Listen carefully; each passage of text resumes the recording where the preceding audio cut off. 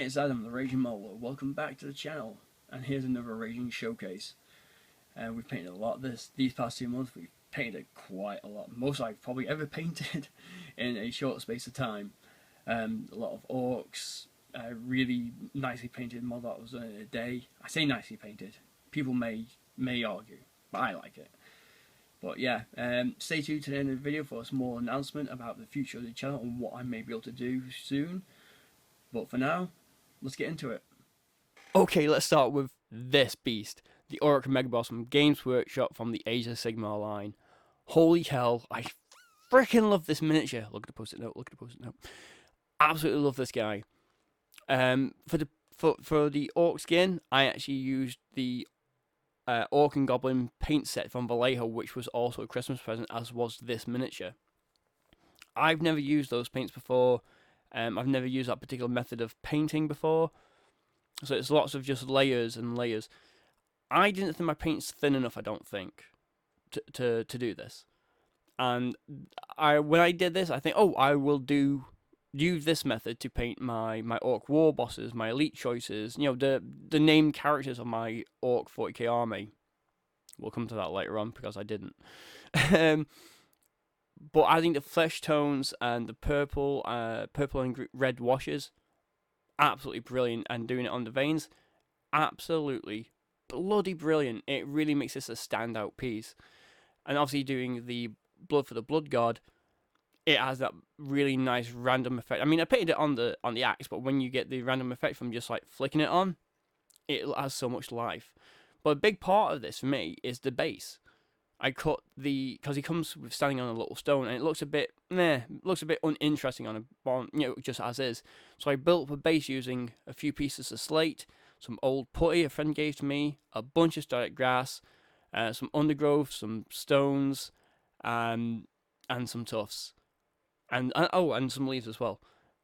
It looks great. I'm really proud of this base. It's the first time I've done a full custom base like this. Really happy with it, really pleased with it, and I think it gives the character a bit more life and energy and makes it seem a bit more real instead of him just standing on a flat base covered in texture paint on a rock. This is definitely going to be fun to pull out in a D&D game, and I can't wait to see people's faces. But I would definitely recommend getting this and the Vallejo paint set. It's just great. It's just a wonderful model to paint. Okay, and the Chaos Lord from Games Workshop from the I think this is an old Warhammer miniature. This was great. This was all sub assemblies. I accidentally painted this in a day. I started this about 10 o'clock and was finished around 5 o'clock. The sub assemblies are crucial to get into everywhere. The base itself is a separate plastic piece, which I then glued onto the regular circular base and built it up using Stirland Battlemire. And then added some Citadel skulls into it. When the paint was still wet, I added the skulls into it, pushed them in, and they've set nicely in that. I went quite obviously with the box art, mainly because I just thought it looked good. It worked. On the blade itself, though, I went for a kind of lavery effect in the cracks. That wasn't working. I tried it a couple of times, and I made a mess of it, so I actually stripped just the blade down, straight to its bare plastic using Dettol, and covered everything in bags and tape. Just mashed it all off and resprayed it and did it. Dead happy with it. Especially the skin tone on this, I love, because he's got a very pale but pinky skin. You're not going to see it unless you look close up. And the Chaos Star on his head, I wanted to make it look like it was sore. I don't think I quite achieved that, but I'm still really happy with it. I'm going to be putting him together. He's just a large, imposing beast of a model, and it's well worth putting on the list. And this was also a Christmas present. Yeah, it was great. And this is going to be another thing for D&D. I don't play Age of Sigmar. This is going to be for a big bad evil guy on a D&D game.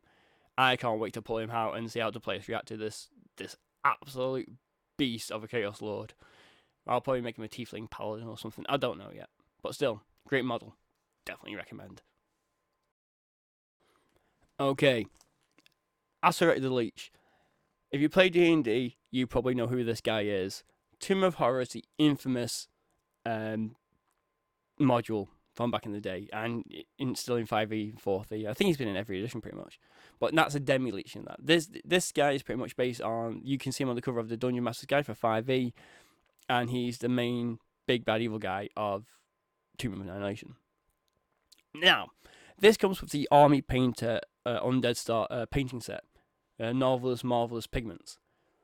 Normally, when you get those miniatures in those sets, like my Visit to Werden, it's a resin mini, and it makes me really nervous. This is a plastic kit. This is a really nice plastic kit. There are a few gaps I filled up purely because they were bugging me. They weren't anything major, and there was some flash to clean up. But if this is the way Gale Force 9 are going with miniatures now, I'm all for it. And it's nice to have a plastic Acererak. Because the other one, the Collector's Edition resin one, is so brittle and so easy to break. It sucks. I've had 3 of them and they just break just by looking at them. But back to the painting at hand. It's all fairly straightforward, all fairly standard stuff. But I wanted to give him a bit more of a magical glow, so I used some Tesseract glow in his eyes, his mouth, and on his Talisman of Annihilation around his chest. But what I'm going to do is I'm going to have a 3D printed base printed out, like a magic circle, so I can have him on that instead, or have it so I can swap out, because he's a big bad evil guy. Being on that little base doesn't feel right. He needs a larger base. So when I do that, I will probably post a quick update video in regards to that. But he's a nice model to put together. He's plastic as well, which is a bonus. And I'm all for the Army Painter and Gale Force 9 going forward with the pigment selection with plastic minis. It's great. It's really beautifully molded. And, you're not going to get the worries about it being a bad casting and things like that. Plus, it's not going to break as easily, which is wonderful. But if you're into D&D and you like the Army Painter pigments line, you've got to pick this up. It's really, really good. Right, so here's a blast from the past, right? 4th edition Orc War Boss from the Assault and Blackreach set. Love this guy. Absolutely love this guy. I mean, I've got other Orc War Bosses to paint. I've got the War Boss Grux Boss Mob to paint. But I just wanted one. I just wanted one to paint. And this is it. I picked this one. I picked this up for a really good price on eBay. I think about £13 for on sprue, so I didn't have to strip it back, which is wonderful. And any cleanup mistakes I made myself. Now, as I said, going with my Orc army, I was going to paint all the elite characters and named characters in the Vallejo method.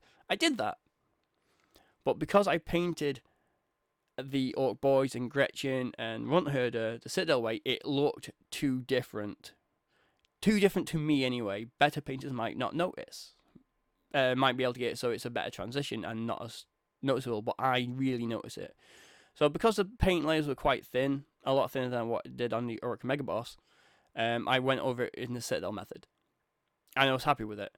But on this miniature, there's so many beautiful little details.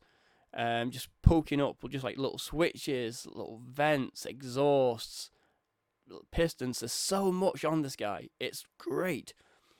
But if you're watching this, you'll notice that I did use some Vallejo techniques. I did the lips, the inner ears, and the elbows with the Vallejo method using the flesh tone and the red and purple wash.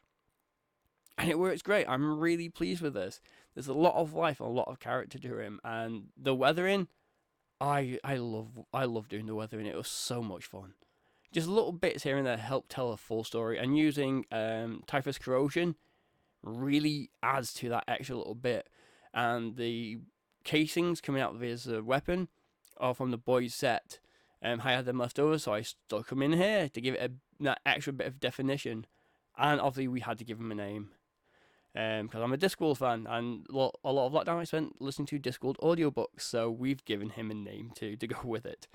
But absolutely great model, old casting, but it's still a standout model for me. the Orc Boyz as a basic staple of an Orc army.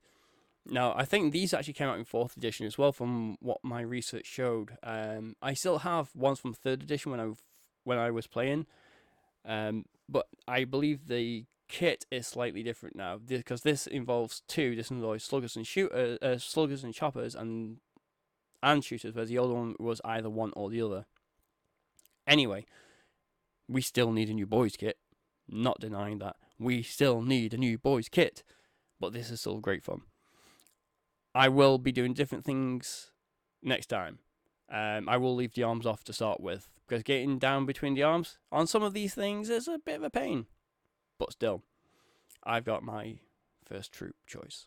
And because I'm playing Goss, all my basic troops are pretty much going to have sluggers and choppers, because of war.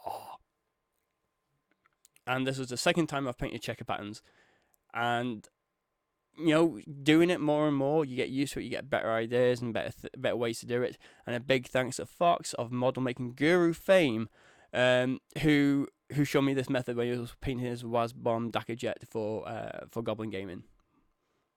And he helped me a lot with this and gave me show me nice good way to do it where you're not gonna overdo it or block any detail.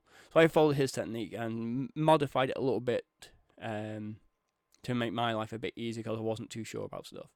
So I took his suggestions on board and did a lot of his stuff his way, then did a few of my own things just to test it out on a few models, and you can't really tell the difference on which is which. But painting small checkers is a lot of fun. It's a time-consuming prospect, but it's worth doing right. I'll put a link to his channel in the video below. Obviously, I'll put a link to Goblin Gaming channel in this video. Yeah, I mean, these are a staple. Everyone's got to have these. I'm looking to get in a few more boxes, but staple end of an Orc army. You've got to have them. They're bread and butter. But they're great, but they are old, and they do show their age, especially with cleanup. But still, you've got to have them. You've got to have many, many of them, and I need many, many more yet. Batch painting these was a bit of a chore, but I always struggle with batch painting until I get past the wash phase, and then once I've reestablished the base coat, I'm happy, and I steamroll through. It's just getting past that first little bit that's a bit of a pain for me. But yeah, still nice, but we do need an update. Yes, it's a Orc Heavy one this time. Runt Herder and Gretchen, nice choice. I tried to do the muzzle burn on this on his herding rod. I can't think of the name of it now.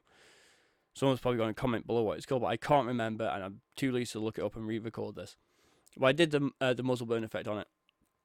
Now, it's my first time doing it, and I'm not sure if it's just a bit too clear where the transitions begin and end.